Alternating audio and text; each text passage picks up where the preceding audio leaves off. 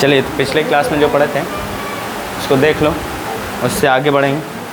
चलो उसको डाउन कर दीजिए। ठीक है, ठीक हो। चलो देखो, पिछले क्लास में हम लोग नरेशन ऑफ इम्पेरेटिव सेंटेंस पढ़े थे ना। अब नरेशन ऑफ इम्पेरेटिव सेंटेंस से आगे बढ़ेंगे और कुछ वर्ड देखेंगे। देखो, क्लेमिटी का मतलब होता है संकट। संकट का मतलब समझोगे आपदा, विपत्ति जिसको कहते हैं। बैड टाइम जिसको कहोगे उसी को कहते हैं संकट आ गया। लाइफ में कभी कभी होता है ना, उसको कहते हैं डिज़ास्टर। बैड टाइम जिसको आप क्या कहते हो, संकट। आपदा, विपत्ति जिसको कहते हैं, बुरे टाइम, जैसे कहीं बाढ़ आ जाना, उसको क्या कहोगे, संकट है एक तरह का। समझ पा रहे कि नहीं पा रहे, उसको क्या कहोगे, कैलेमिटी। क्लियर है कि नहीं है। बाढ़ आ जाना कहीं, मतलब हो सकता है आप सुनामी आ जाए, उसको आप क्या कहोगे, संकट कहोगे। कैल्ड्रॉन का मतलब होता है, कैल्ड्रॉन मतलब होता है कढ़ाई। देखो, बड़ा बड़ा देगचा आपने देखा होगा कई जगह पे, उसको आप क्या कहोगे, उसको आप क्या कहोगे, कढ़ाई कहोगे, कैल्ड्रॉन कहोगे। कैल्ड्रॉन का मतलब क्या होगा, लार्ज केटल। आपने केटल का यूज़ कई जगह पे किया भी होगा, छोटे मोटे कढ़ाई का फ्राई व्राई करने के लिए करते हैं। और उसमें एक कैल्ड्रॉन होता है। कैल्ड्रॉन का मतलब होता है बड़े, मतलब कढ़ाई, जहाँ पे देखोगे बहुत सी लोग यूज़ करता है, होता है कि नहीं होता, उसको क्या कहोगे, कैल्ड्रॉन। एक होता है कैलिबर। कैलिबर मतलब होता है आपकी एबिलिटी, क्षमता, जिसको आप पावर कहते हो। समझ पा रहे कि नहीं पा रहे। कैलिबर का मतलब क्या समझोगे, क्षमता, एबिलिटी, पावर। एक और है कैलीग्राफी। कैलीग्राफी का मतलब होता है सुंदर लेखन कला, जिसको आर्ट ऑफ राइटिंग कहोगे, लिखने की कला, कैसे लिखा जाए, है ना, उसको आप क्या कहोगे, राइटिंग कला को आप क्या कहोगे, कैलीग्राफी। ठीक है। एक और वर्ड है जिसका नाम है कैलस। कैलस का मतलब होता है निर्दयी, जिसको आप किरवल कहो। बेरहम जिसको आप कहते हो, क्या कहोगे, बेरहम, उसको आप क्या कहोगे, निर्दयी, किरवल या कैलस कहोगे। कई ऐसे पर्सन होते हैं। एक होता है कैलो। कैलो मतलब अनुभवहीन, जिसको कोई एक्सपीरियंस ना हो, नया नया हो, किसी काम में हो, उसको आप क्या कहोगे, कैलो। कैलो का मतलब होता है वन विथ लिटिल एक्सपीरियंस और नॉलेज, जो मतलब बहुत कम नॉलेज के साथ हो या उसका अनुभव बहुत कम हो, उसको क्या कहोगे, अनुभवहीन या कैलो कहोगे। क्लियर है। फिर एक वर्ड है जिसका नाम है कैपिटलाइज। कैपिटलाइज का मतलब होता है पूंजी उपलब्ध कराना। जैसे किसी को फाइनेंस मतलब समझे, पैसे की दिक्कत हो ना, उसको पूंजी उपलब्ध कराना, पैसा देना, उसको क्या कहो, to supply money to a business. मतलब किसी बिजनेस में पैसे को सप्लाई कराना, पूंजी उपलब्ध कराने को क्या कहोगे, कैपिटलाइज। एक वर्ड है जिसका नाम है कैप्युचुलेट। कैप्युचुलेट का मतलब होता है आत्मसमर्पण। कई जगह पे देखोगे जब लोग हार जाते हैं, बड़े बड़े राजा लोग, तो कैप्युचुलेट कर देते हैं अपने आप को, आत्मसमर्पण, कि मैं अब आपके लायक नहीं है, उसको आप क्या कहोगे, सरेंडर कहोगे। कई जगह पे होता है कि नहीं होता, शक्तिहीन हो जाते लोग, तो ऐसा करते हैं, कैप्चुलेट करते हैं। एक वर्ड है कैप्रिशियस। कैप्रिशियस का मतलब होता है सन की, मनमानी, जिसको आप कहते हो। कोई भी मनमाना इंसान जैसे तैसे अपने मन से करे, उसको क्या कहोगे, कैप्रिशियस, सन की टाइप का। फिकल माइंडेड कहेंगे, जो मनमाया सो कर दिया, उसको क्या कहोगे, सन की, मनमाना। कार्कस का मतलब होता है मृत शरीर, जिसका जानवर का बहुत बड़ा मतलब जानवर है, उसका आप मृत शरीर को क्या कहोगे, कार्कस। जिसको a dead body of a large animal, बड़े मतलब एनिमल का बॉडी को आप क्या कहोगे, डेड बॉडी को कार्कस कहोगे। एक वर्ड है कार्डिनल। कार्डिनल मतलब होता है प्रमुख। एक वर्ड है जिसका नाम है कार्डिनल। कार्डिनल एक नंबर भी होता है, ऑर्डिनल नंबर, कार्डिनल नंबर। आपने देखा होगा, ऑर्डिनल नंबर पढ़ा होगा, कार्डिनल नंबर पढ़े होगे। ऑर्डिनल मतलब ऑर्डर में आने वाले, जैसे फर्स्ट, सेकंड, थर्ड, ऐसा देखते हो, है ना। एक कार्डिनल नंबर मतलब 1 2 3 ऐसा देखा है ना, उसको कहेंगे। आप देखो, कार्डिनल नंबर अलग है। एक और कार्डिनल का मतलब अगर तो कहोगे कहीं पे हेड या मेन, जिसको आप कहोगे, जिसको प्रमुख कहते हो, से बात की नहीं, उसको क्या कहोगे, समझ रहे, मेन नहीं, मेन, MAIN, मेन या प्रमुख या हेड को आप क्या कहोगे, कार्डिनल। कई जगह पे पोस्ट होता है कि he is a cardinal. Is a cardinal मतलब क्या समझोगे, वह एक प्रमुख है। प्रमुख मतलब क्या समझोगे, हेड है, इसको आप क्या कहोगे, प्रमुख। मोस्ट इंपॉर्टेंट पर्सन को भी आप क्या कहोगे, कार्डिनल कहोगे। कई जगह पे चीफ गेस्ट के रूप में कोई आते हैं, तो उस पर्सन को भी आप क्या कहोगे, कार्डिनल कहोगे। क्लियर है। अब लास्ट वर्ड है जिसका नाम है कैरीन। कैरीन एक वर्ड है जिसका मतलब होता है, जैसे मालूम चला आप कभी नाव घूमे हुए, नाव पे कभी घूमना या जहाज़ पे कभी घूमना, तो देखो नाव जैसे चलती आगे बढ़ती है, तो आगे फिर इधर उधर होने लगता, यानी आगे जाके कहीं पे, यानी तेज़ी से आगे बढ़ते हुए बाएं दाएं हिलना। आपने देखा होगा जहाज़ कई जगह पे कैरीन करती है। कैरीन का मतलब समझ आ गया, उसको आप क्या कहोगे, कैरीन कर रही है। Sway from one side to while moving forward quickly.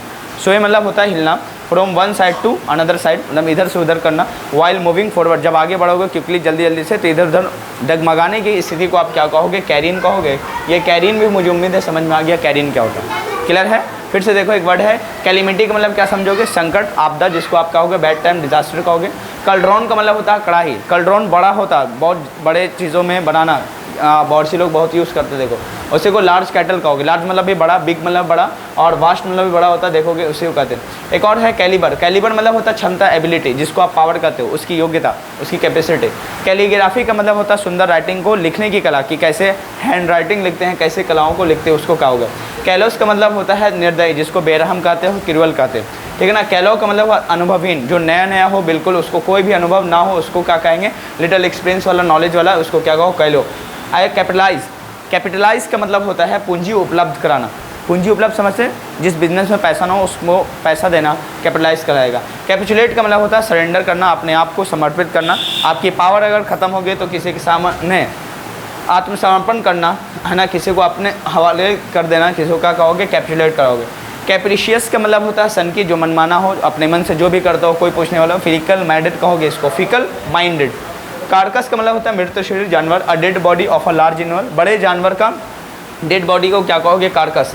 Cardinal मतलब होता है प्रमुख, एक नंबर भी होता है कार्डिनल, वो अलग है, लेकिन प्रमुख, हेड, जिसको मोस्ट इंपॉर्टेंट पर्सन भी कहोगे, बहुत महत्वपूर्ण इंसान, जिसको आप कभी कभी वीआईपी का नाम देते हो, वेरी इंपॉर्टेंट पर्सन, समझ पा रहे कि नहीं, उसको आप क्या कहोगे, कार्डिनल।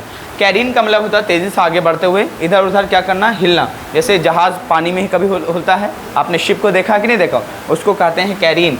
स्वे from one side to another और while moving forward quickly. Clear है, इतनी बातें समझ में आई। तो हम लोग लास्ट क्लास में पैसिव वॉइस ऑफ क्या पढ़ रहे थे, याद करो, passive voice of imperative sentence था ना। चलिए हेडिंग डालिए, और कुछ बताए भी थे लास्ट क्लास में, और टाइप भी बताए थे, क्या कुछ याद है आपको, है? अच्छा, इम्पेरेटिव सेंटेंस पकड़ते कैसे हैं, याद है आपको? सेंटेंस की शुरुआत किससे करोगे कि पकड़ में आ जाए कि पैसिव, ये है इम्पेरेटिव सेंटेंस। तो याद करो, फर्स्ट फॉर्म वर्ब, जब भी देखोगे सेंटेंस की शुरुआत फर्स्ट फॉर्म वर्ब से हो रही, तो समझ जाना क्या होगा, इम्पेरेटिव सेंटेंस। प्लीज़ आ जाए तो क्या समझोगे, इम्पेरेटिव सेंटेंस। हो जाए मतलब काइंडली आ जाए, तब क्या लगाओगे, इम्पेरेटिव सेंटेंस। अगर लिखा जाएगा डू नॉट, डोंट, तब क्या आ जाएगा, इम्पेरेटिव सेंटेंस। ये सब याद होगा आपको, है ना। LET, लेट आ जाए, लेटस आ जाए, तो क्या समझ जाना, इम्पेरेटिव सेंटेंस। ये सब मुझे उम्मीद है कि आपको याद आया होगा, और वही बात हम लोग पढ़ रहे, ठीक है, ध्यान दीजिए आप। देखो लास्ट क्लास में हम लोग पढ़े थे यही वाला केस, कि अगर मैं कहूँ गो, उसके बाद मैं लिखूँ go there, first form verb से अगर सेंटेंस की शुरुआत होगी, सेंटेंस की शुरुआत किससे होगा, एक्टिव में। अगर फर्स्ट फॉर्म वर्ब से होगा एक्टिव में, याद करो, मैं रिपीट कर दे रहा हूँ ताकि आप रिकॉल हो जाए। तो आपको कुछ नहीं करना है, देखोगे ये वर्ब तो है, लेकिन ये नॉन एक्शन वाला वर्ब है, एक्शन तो हो रहा है, लेकिन ये ध्यान देना कि ये जो ट्रांजिटिव नहीं, ITV है, ITV का मतलब क्या समझोगे, इन ट्रांजिटिव वर्ब है, क्योंकि इसको एक्शन को रिसीव करने वाला ऑब्जेक्ट नहीं मिला। ये एडवर्ब है, एडवर्ब ऑफ प्लेस है, एडवर्ब ऑफ प्लेस है, क्योंकि एक्शन को रिसीव करने वाला ऑब्जेक्ट नहीं मिला, इसीलिए ये ट्रांजिटिव वर्ब ना होकर ITV इंट्रांजिटिव वर्ब है। जब भी इंट्रांजिटिव वर्ब आपको मिलेगा एक्टिव में, तो उसका पैसिव वॉइस, जो इंपेरेटिव सेंटेंस होगा, उसका पैसिव वॉइस में आप अपने तरफ से क्या लिखोगे, यू आर ऑर्डर्ड टू लिखना पड़ेगा। उसके बाद जो भी है सेम टू सेम आप गो देयर, कम हियर, जो भी रहेगा आप लिख दोगे, इसका पैसिव वॉइस सही बनेगा। समझ पा रहे कि नहीं, पिछले क्लास में पढ़ा दिए थे, फिर भी याद करना, ये एडवर्ब है, एडवर्ब ऑफ प्लेस, आगे चल के पढ़ोगे तो ध्यान देंगे। अभी फिर से मैं कहूँ कि कम हेयर लिख देता हूँ, क्या लिख देता हूँ, कम हेयर, और कहेंगे कि इसका पैसिव वॉइस बनाओ। पिछले क्लास में बताया तो कुछ नहीं करना, क्या लिखना, यू आर, उसके बाद क्या लगाओगे, ordered, you are ordered to, उसके बाद क्या लगाओगे, कम हेयर, यही तो लिखेंगे। यानी आप देखो यहाँ तक लिखोगे, फिर सेम वर्ड इसी को आप रिपीट कर देंगे। ऐसा क्यों होता है, क्योंकि इम्पेरेटिव सेंटेंस में सेकंड पर्सन से ही फर्स्ट पर्सन बात करता है। मैं कहूँ कम हेयर, जिसको कहेंगे ऑटोमेटिक उड़ जाएगा, तो पैसिव वॉइस में क्या लिखूँगी, यू आर ऑर्डर्ड टू, यानी यू आर ऑर्डर्ड, आपको आदेश दिया जाता है, आपको ऑर्डर दिया है टू कम हेयर, यहाँ आने की। इस तरह से इसका पैसिव वॉइस बनेगा। क्लियर है। उसी में एक बार और देखे थे कि फर्स्ट वर्स, अगर फर्स्ट फॉर्म वर्ब से स्टार्ट अगर सेंटेंस की शुरुआत होगी, अगर हो सकता है ये ट्रांजिट, ये भी ITV है, ITV, ठीक है ना। जैसे मैं कहूँ कीप क्वाइट, याद करो लास्ट क्लास में कहेंगे कीप क्वाइट, अगर कर दे कि चुप रहो, तब भी ये ITV इंट्रांजिटिव वर्ब है, तो इसका पैसिव वॉइस क्या बनेगा बताओ, यू आर, उसके बाद क्या कहेंगे, ordered, you are ordered to keep quiet, ठीक है, you are ordered to keep quiet हो जाएगा। इसी में अगर कहते हैं स्लीप नाउ, है ना, स्लीप नाउ, अब सो जाओ, तो इसका मतलब क्या होगा बताओ, पैसिव वॉइस बना दोगे, सब इंट्रांजिटिव वर्ब है, कोई ट्रांजिटिव वर्ब नहीं है। तो इंट्रांजिटिव वर्ब का पैसिव वॉइस जान रहे, अपनी तरफ से क्या जोड़ना पड़ेगा, यू आर, उसके बाद क्या लगाओगे, ordered, you are ordered to, उसके बाद लगा देंगे स्लीप नाउ, स्लीप नाउ। हाँ, इसको पहचाने कैसे? किसको कैसे पहचानेंगे, कुछ नहीं करना है। देखो अगर आपको लगना चाहिए कि ऑब्जेक्ट कैसे पकड़ेंगे, कि ऑब्जेक्ट है कि अदर वर्ड है, ये भी तो हो सकता है ना, तो आपको कुछ नहीं करना है। देखो WH फैमिली जो है उससे आप पकड़ोगे, WH फैमिली से कैसे। मैं अगर कहूँ कि आपको ऑब्जेक्ट पकड़ना है तो आप whom से क्वेश्चन कीजिए, whom मतलब किन को, या आप what से क्वेश्चन कीजिए, what मतलब क्या, ठीक है ना, और whom मतलब किन है या किसको, ठीक है ना, किन है या किसको। अगर हम कहें बीट, उसके बाद कहेंगे हिम, तो आप कहोगे ना बीट whom, किसको पीटे, तो हिम का जवाब आएगा बीट राम, बीट श्याम। तो ऑब्जेक्ट में पकड़ लोगे ना कि बीट कर रहे हैं, बीट मतलब पीट रहे हैं, किसको पीट रहे हैं, समझ में ना, एक्शन का रिसीवर तो मिल गया आपको, नहीं समझ में आया। अच्छा देखो बीट मतलब क्या होता है, पीटना या मारना, ठीक है, क्लियर है। अगर मैं आपका ही नाम या कुछ भी नाम ले लेता हूँ, मैं रामू का नाम ले लेता हूँ, ठीक है, बीट रामू, रामू को पीटो, ठीक है ना, कोई आपसे कह रहा है रामू को पीटो, तो बीट रामू, तो रामू यहाँ पे क्या हो जाएगा, ऑब्जेक्ट होगा, क्योंकि एक्शन का रिसीवर मिल गया आपको, जिसको काम करना वो एक्शन का रिसीवर मिल गया। दूसरा, अगर आपको ये नहीं समझ में आ रहा है कि हो सकता है मुझे ये नहीं समझ आया, तो आप क्वेश्चन करो whom से, whom का मतलब किन है, किसको, बीट, तो आप whom कर लो, whom मतलब क्या होगा, किन है पीटे, तो आपका जवाब आएगा ना रामू को, तो समझ जाना एक्शन का रिसीवर मिल गया, क्लियर है। तो अब बताओ ये जो वर्ब होगा ट्रांजिटिव वर्ब होगा, जिस वर्ब को ऑब्जेक्ट मिल जाता है वो ट्रांजिटिव वर्ब होता है, क्लियर है, और जिस वर्ब को ऑब्जेक्ट ना मिले वो हमेशा क्या होगा, ITV इंट्रांजिटिव वर्ब, ये ऑब्जेक्ट नहीं है, ये सब देखो एडवर्ब ऑफ टाइम हो जाएगा, एडवर्ब ऑफ प्लेस हो जाएगा, सब एडवर्ब ऑफ प्लेस का केस हो जाएगा, क्लियर है। इतनी बातें समझ में आ गया कि नहीं आया। ये इंट्रांजिटिव वर्ब है, इसीलिए इसको क्या मिल गया, ऑब्जेक्ट मिला नहीं, इसलिए ITV हो गया। अब इसका पैसिव वॉइस हमेशा इंट्रांजिटिव वर्ब का, इम्पेरेटिव सेंटेंस जब भी होगा इंट्रांजिटिव वर्ब होगा तो उसका पैसिव वॉइस ऐसे बनेगा, क्लियर है। जैसे मैं कहूँ eat an apple, eat an apple, मैं ले कहूँ एक सेब खा लो, ईट एन एप्पल, तो आप कहो ईट वॉट, क्या खाएं, तो आप वॉट का जवाब यहाँ होगा, whom का जवाब ये है। तो जब भी whom का जवाब होगा तो ऑब्जेक्ट होगा, वॉट का जवाब होगा तो समझ जाना ऑब्जेक्ट होगा। देखो वॉट से आप क्या समझते हो, सब्जेक्ट ऑब्जेक्ट दोनों पकड़ते हैं, और हु से जो है सब्जेक्ट पकड़ते हैं, और हु का ऑब्जेक्ट फॉर्म whom होता है, इसीलिए whom से ऑब्जेक्ट पकड़ते हैं। हु का सब्जेक्ट ऑब्जेक्ट फॉर्म क्या होगा, whom, और whom का सब्जेक्ट फॉर्म होगा। जैसे ही का ऑब्जेक्ट फॉर्म हिम कैसे है और हिम का सब्जेक्ट फॉर्म ही कैसे है, उसी तरह हु क्या है, सब्जेक्टिव फॉर्म है, और जबकि whom क्या है, ऑब्जेक्टिव फॉर्म। और इसी के बाद हम लोग हु और whom वाला केस पढ़ेंगे, समझ पा नहीं पा रहे, उसका पैसिव वॉइस कैसे बनता है। मुझे उम्मीद है बातें समझ में आ गया होगा, कोई दिक्कत तो नहीं है। इम्पेरेटिव सेंटेंस इंट्रांजिटिव वर्ब का कैसे बनता है, कर लोगे पक्का। अब इसी में अब आगे पढ़ते हैं कि ट्रांजिटिव वर्ब जब शुरुआत होगा तब कैसे पढ़ेगा। चलो जल्दी कर लो, ठीक है, इसको कॉपी कर लीजिए, अगर एक्स्ट्रा बातें होगा तो उसको कॉपी कीजिए, नहीं तो फिर से हम लोग आगे चलेंगे।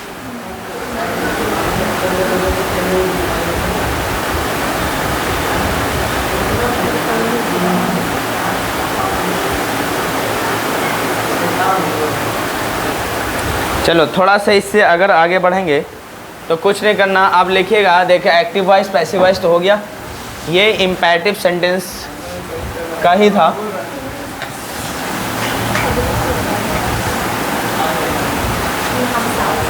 चलिए अब देखो, जब आपको ट्रांजिटिव वर्ब इम्पेरेटिव सेंटेंस में होगा और फर्स्ट फॉर्म से शुरुआत होगी, जैसे मैं लिखूं write a letter, write a letter, ठीक है ना, राइट अ लेटर, ठीक है। दूसरा मैं लिखूं I help the poor, help the poor, ठीक है ना, हेल्प द पुअर।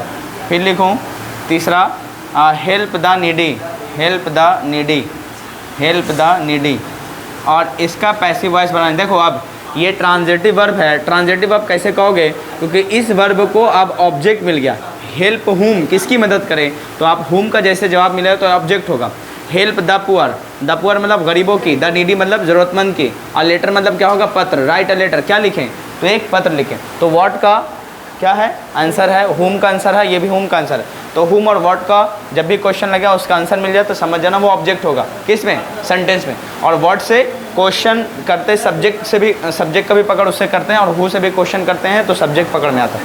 अब देखिए हेल्प द पुअर, मैं पहले यहाँ, चलो इसी को पहले सॉल्व कर लेते हूँ। नंबर 1 है, नंबर 2 और नंबर 3।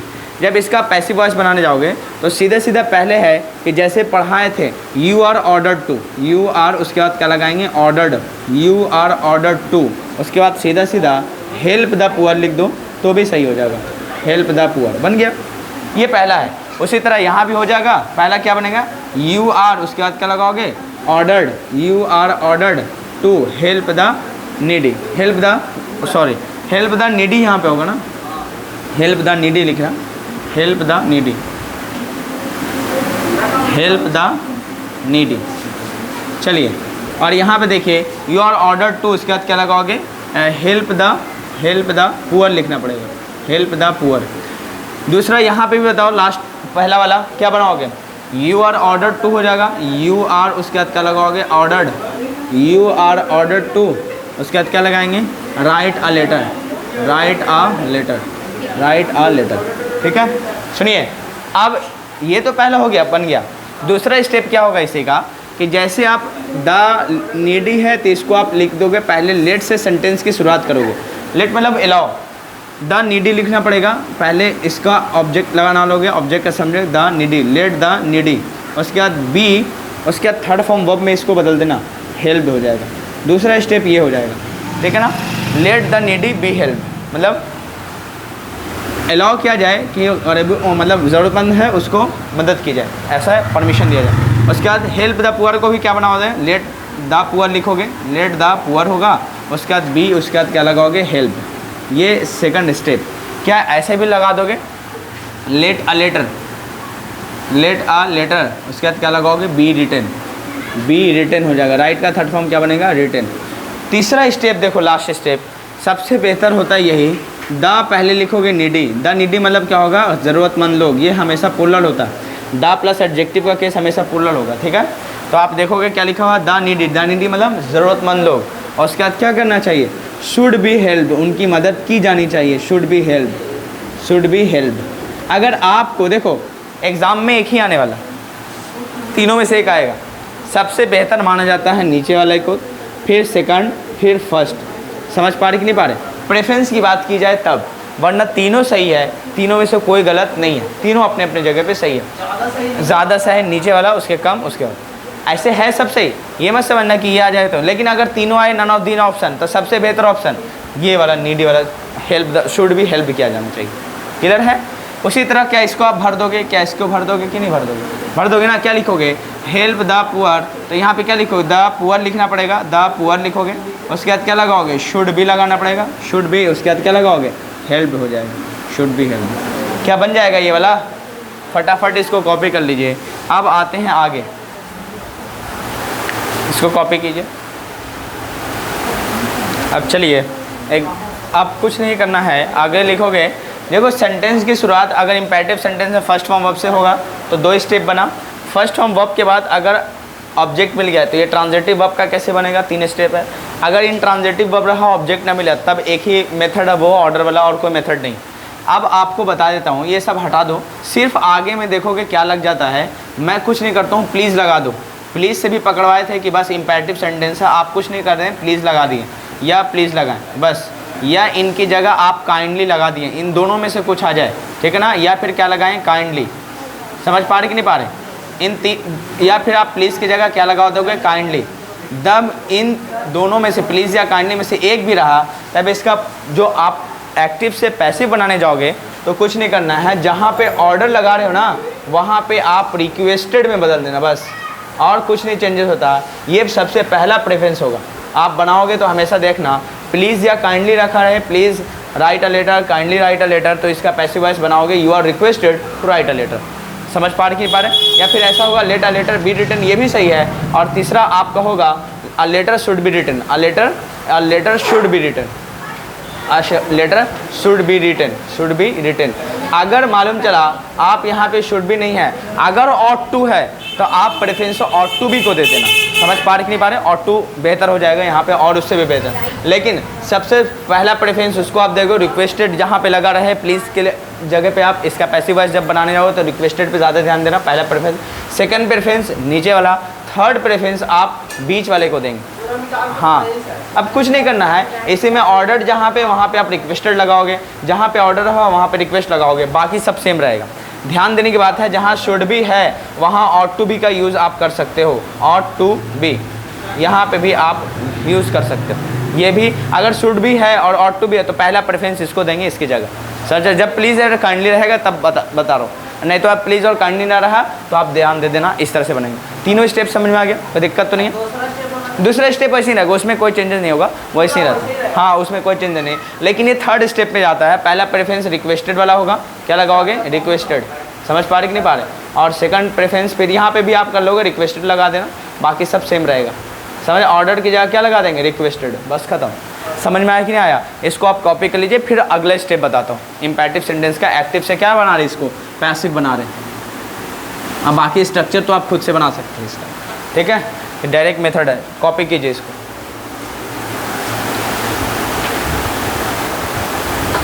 देखिए, फर्स्ट फॉर्म वर्ब से हो गया, प्लीज़ काइंडली हो गया। आप हेडिंग डालिएगा, अगर यहाँ पे प्लीज़ काइंडली ना हो सकता है लिख दिया जाए do not help the poor या don't help the poor. Do not की जगह आप कह सकते हो डोंट, डू नॉट, दोनों एक ही है, ठीक है ना? लिख दिया जाए do not help the poor, do not help the poor.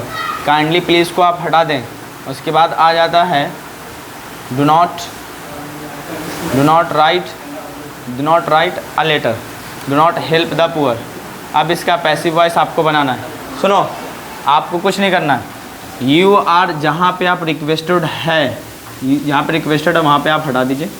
Negative sentence है ना, नेगेटिव सेंटेंस है, इसीलिए आप रिक्वेस्टेड को हटाओ।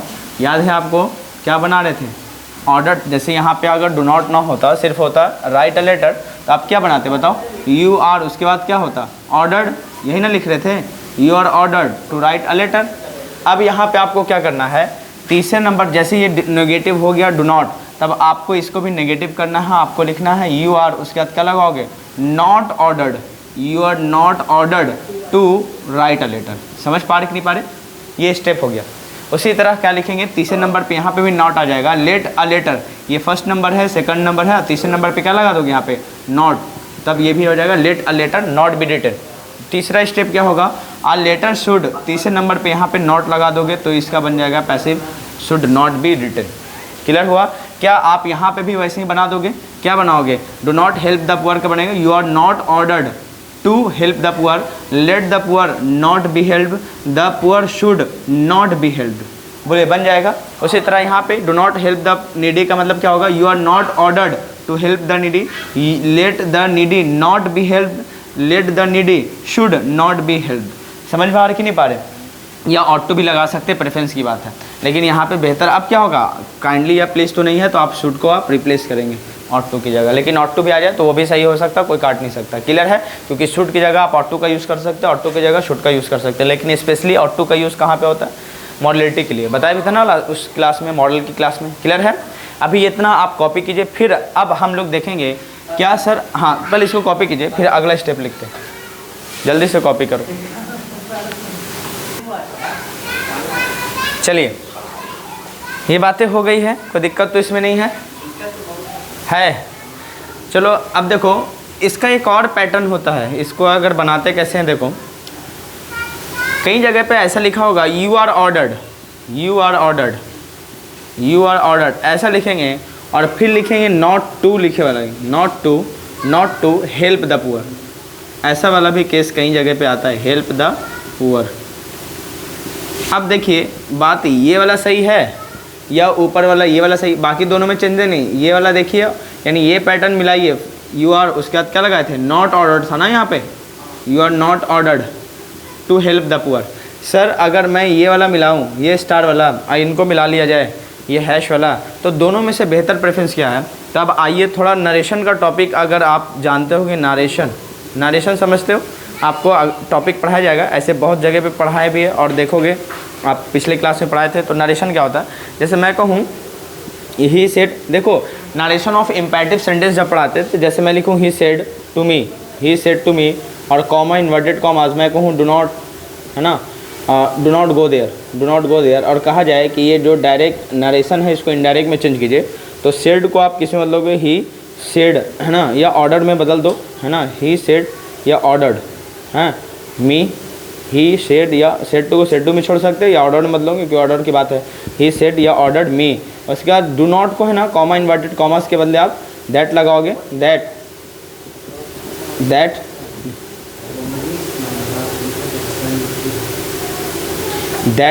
अगर यहाँ पे दैट का यूज़ करोगे तो यहाँ पे भी इसको गलत मान जाता है। यहाँ कॉमा इन्वर्टेड कॉमर्स की जगह टू या नॉट टू का यूज़ करते हैं, तो यहाँ पे क्या लगाओगे, not to go there. Do not के बदले क्या लगाते हैं, वहाँ पे नॉट टू का यूज़ करते हैं। नरेशन के कॉन्सेप्ट के अकॉर्डिंग यहाँ पे भी आप नॉट टू का यूज़ कर सकते हैं, कब, जब आपको ऐसा लगे तब। ये भी सही है और ये भी सही है। डू नॉट के बदले आप नॉट टू का प्रयोग करते हैं, कब करते हैं, नरेशन के टॉपिक के अकॉर्डिंग आप इसको सही मानते हैं। तो अगर एग्ज़ाम में आ जाए उसको ना लगा के इसको आ जाए या दोनों आ जाए तो सबसे बेहतर प्रेफरेंस ये वाला लीजिएगा, वो वाला मत लीजिएगा। क्लियर है, क्योंकि पैसिव वॉइस में, हाँ पैसिव वॉइस में जैसे डू नॉट को कैसे बदलते हैं, नॉट टू में, ठीक है ना, तो वहाँ पे देखो डू नॉट है ना, वहाँ नॉट टू में चेंज हो जाता है। क्लियर है। और कुछ लोग ऐसे कहते हैं कि नहीं, जब ये बन रहा था कि जैसे do not to write a letter लिखा होता है, you are order to write a letter है, यहाँ पे नेगेटिव किए तो तीसरे नंबर पे नॉट लगा के नेगेटिव कर दिए। कुछ लोग कहते हैं कि नहीं, डू नॉट को जैसे आप नरेशन में नॉट टू में चेंज करते हैं ना, बिल्कुल वैसे ही चेंज कीजिए, नॉट टू में कॉमा इन्वर्टेड कॉमर्स की जगह क्या लगा देते हैं, नॉट टू या टू, तो वहाँ पे ही ऑर्डर्ड मी, उसने मुझे ऑर्डर दिया, नॉट टू गो देयर, वहाँ मत जाइए। समझ पा रहे, नहीं समझ में आया क्या, नहीं समझ में आया आपको? अरे मैं कुछ नहीं कर रहा हूँ, देखो ये वाला बातें समझ में आ गई थी ना। अब देखो आगे देखो, नरेशन तुम पढ़ा है, नरेशन नहीं पढ़ा, इसीलिए नरेशन बहुत से क्लास में, पिछले क्लास में पढ़ाए थे, तो ध्यान रखना। देखो नरेशन ऑफ इम्पेरेटिव सेंटेंस, जैसे पैसिव वॉइस कैसे पढ़ा, इम्पेरेटिव सेंटेंस का पढ़ा ना पैसिव वॉइस, उसी तरह नरेशन का भी पढ़ना होता है पैसिव वॉइस। तो उसमें ध्यान देने की बात होता है, जैसे डू नॉट गो देयर लिखा रहे है ना, कॉमा इन्वर्टेड कॉमर्स के अंदर, यानी एक होता है डायरेक्ट स्पीच, एक होता है इनडायरेक्ट स्पीच, यानी डायरेक्ट नरेशन से इनडायरेक्ट नरेशन जब बनाने जाते हो तो ऑर्डर का जब पता चलता है, डू नॉट गो देयर मतलब वहाँ मत जो, ये ऑर्डर है तो ऑर्डर बदल दे, सेट टू को किसी में बदल दोगे, ऑर्डर में मी का मी लिखोगे कॉमा इन्वर्टेड कॉमर्स की जगह। जब ये डू नॉट रहता है तो इसको नॉट टू में बदलते हैं, और सिर्फ गो देयर रहता है तो सिर्फ टू गो देयर में बदलते हैं। इसलिए नॉट टू का यूज़ कब करेंगे, जब यहाँ पे डू नॉट रहेगा तब। नरेशन के कॉन्सेप्ट के अकॉर्डिंग इसको ऐसा मान लेते हैं। समझ पा रहे कि नहीं पा रहे? तो कई जगह पे ये भी सही होता है और कई जगह पे ऊपर वाला भी सही होता है। समझ पा रहे कि नहीं पा रहे? लेकिन प्रेफरेंस किसको दिया जाए? अगर एग्जाम में ये वाला आ जाए, यू आर ऑर्डर, जैसे लिखा रहे do not help the needy, मतलब ज़रूरतमंद की मतलब मदद ही मत करो, ऐसा तो गलत बात है, करना चाहिए। लेकिन अगर आ जाए तब आप क्या करोगे? You are ordered, not to में बदलना सबसे बेहतर प्रेफरेंस होता है, not to help the poor.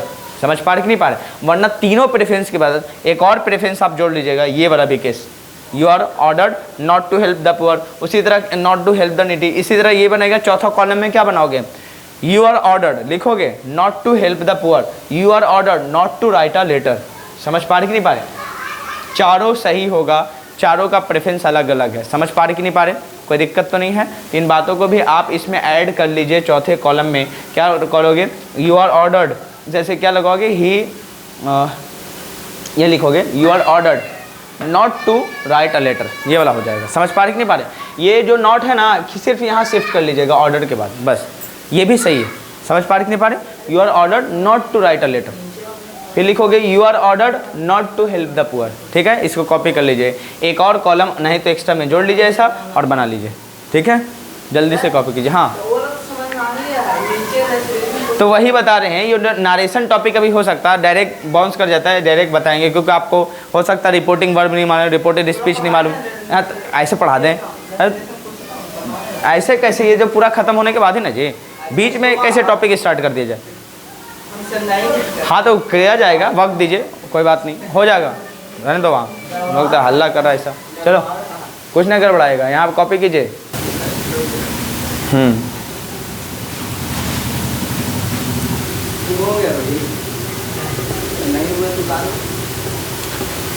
चलिए,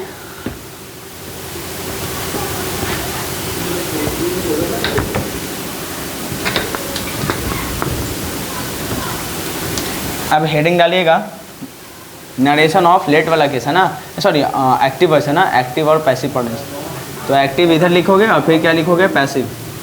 आप ध्यान दो, एक्टिव की तरफ अगर लिखोगे तो कुछ नहीं करना है। यहाँ पे देखिए, मैं कहूँ लेट से जब स्टार्ट होगा, क्योंकि अभी टॉपिक स्टार्ट बताए थे, फर्स्ट फॉर्म होगा, प्लीज़ होगा, काइंडली होगा, डू नॉट होगा, है ना, ये सब इम्पेरेटिव सेंटेंस है। तो लेट वाला लिख दे, लेट मी, उसके बाद मैं लिखूँ late me do this work, late me do this work. और इसका पैसिव वॉइस आपको बताएं कि बताओ कैसे पैसिव वॉइस बनाएगा। तो ध्यान रखना, जब भी सेंटेंस की शुरुआत लेट से हो और उसका पैसिव वॉइस बनाना है तो लेट अपने जगह पे रहेगा, उसको चेंज नहीं कर सकते। ये बताइए ये वर्ब का ऑब्जेक्ट है कि नहीं है, और ऑब्जेक्ट यहाँ पे क्या बनेगा, सब्जेक्ट। तो क्या लिखो, लेट दिस वर्क। समझ पा रहे कि नहीं पा रहे। और देखिए पहले लिखा हुआ है डू, फर्स्ट फॉर्म वर्ब है, तो इसका क्या बनाओगे, बी डन हो जाएगा। और याद रखिए ये एक सब्जेक्ट की तरह काम करेगा, तो बाई लगा के क्या लगाओगे, मी लगाओगे। सर यहाँ पे ये सब्जेक्ट है तो मी कैसे लिखा है, इसको तो आई लिखना चाहिए, लेकिन आई नहीं लिखेंगे। क्यों, लेट एक वर्ब है और वर्ब के बाद क्या लिखते हैं, ऑब्जेक्टिव फॉर्म, इसीलिए मी लगा रहे हैं। समझ पा रहे कि नहीं पा रहे, लेट मी लिखना पड़ा, लेट आई नहीं लिख सकते वहाँ पे। हाँ क्या एक ही है, आई और मी थोड़ी एक है। ये बता रहा हूँ कि मैंने मी ये सब्जेक्ट का काम करो, let me do this work, मुझे इस काम को करने दीजिए। तो let this work be done by me. हाँ दोनों में, मतलब ये ऑब्जेक्ट हो रहा है, ऑब्जेक्ट का यहाँ सब्जेक्ट बना, देखो ये ना चेंज कर रहे हैं आप। देखिए ये वर्ब का ऑब्जेक्ट है और ये वर्ब का जैसे ऑब्जेक्ट बना यहाँ से सब्जेक्ट है।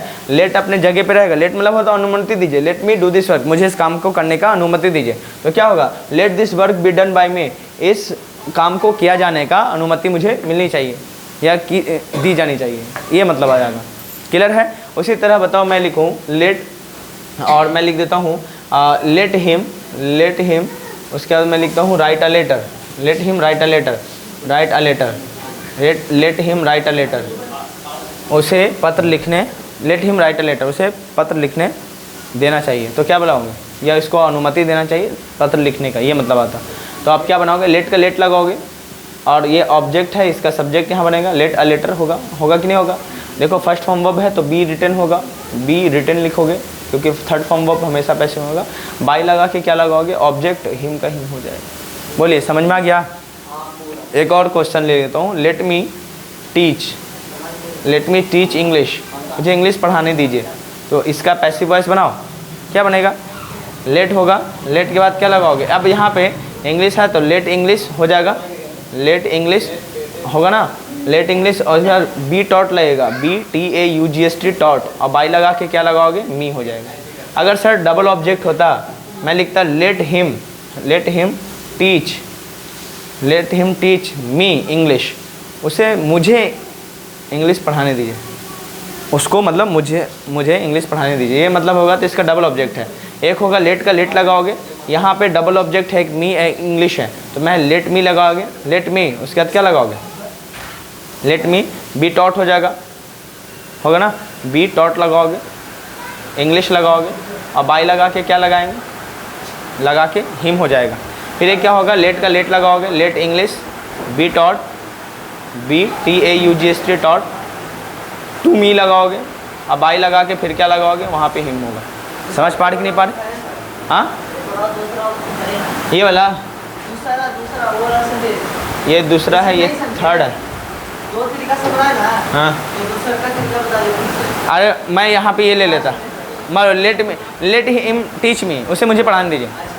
तब क्या होगा, let me be taught by him लगा देते हैं यहाँ पे, यही ना होता, बाई हिम होता कि नहीं होता। अगर लेट हिम टीच मी होता, उसे मुझे अंग्रेजी पढ़ाने दीजिए, तो इसका पैसिव वॉइस नहीं बनता, let me be taught by him होता। अगर मैं यहाँ पे इंग्लिश जोड़ दिया, कहाँ पे जोड़ दिया, इंग्लिश जोड़ दिया, डबल ऑब्जेक्ट हो गया। तो इंग्लिश कहाँ पे जुड़ेगा, टॉट के बाद लगा दोगे इंग्लिश, यही डबल ऑब्जेक्ट है, समझा। बाई से पहले इंग्लिश जोड़ देना। तो उसी तरह अगर ये डबल ऑब्जेक्ट है ना, डबल ऑब्जेक्ट वाला पैसिव वॉइस बनाए थे ना, तो इंग्लिश हो सकता है पहले लिखें लेट का लेट, और इंग्लिश पहले लिख लेते हैं, let English be taught to me by लगा के हिम, ये भी ऑब्जेक्ट वो वाला भी सही है। जैसे एक और ले लो, चौथा, लेट माई फादर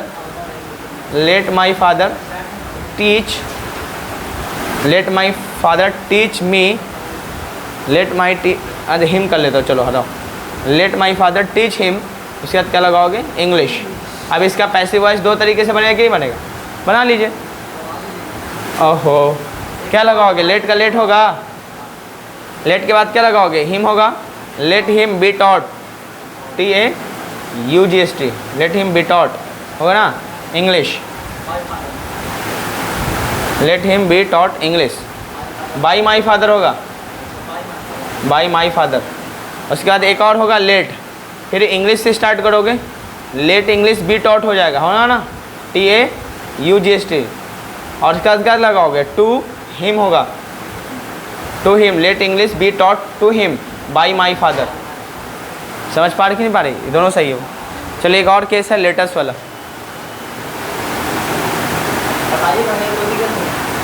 ये वाला जल्दी से कॉपी कीजिए, उसका हेडिंग डालिए पैसिव वॉइस ऑफ लेटेस्ट वाला केस।